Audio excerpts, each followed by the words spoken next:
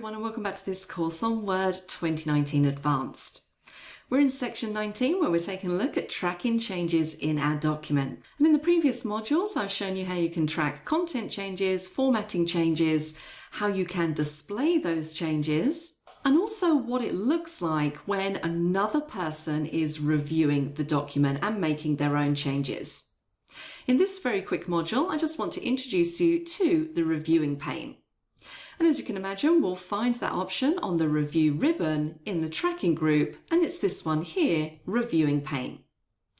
Now, when you click this drop down, you have two options. You can choose to display your reviewing pane vertically or horizontally. So horizontally looks something like that. I actually prefer to display it vertically because I find that a little bit easier to see. Now, all this reviewing pane is it will show you all of the revisions that have been made to this document in the order that they appear in the document. So you can see here, the first one says Adam Lacey formatted with a highlight.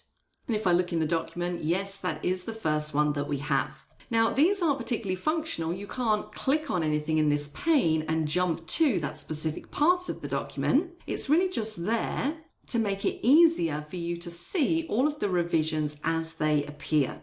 You can see at the top it says that there have been 12 revisions made to this document by both myself and Adam.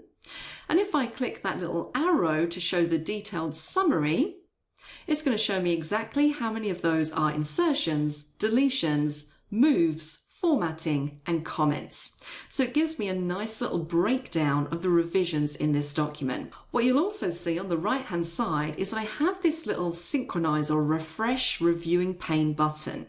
So if I was to jump back into this document and just delete out something, you'll see that that pane updates and it's just showing me there that I've just deleted to search online. But if I'd sent this document to other people and they were making changes and I wanted to pull those through, I can click the Refresh Reviewing Pane button and it's going to update everything.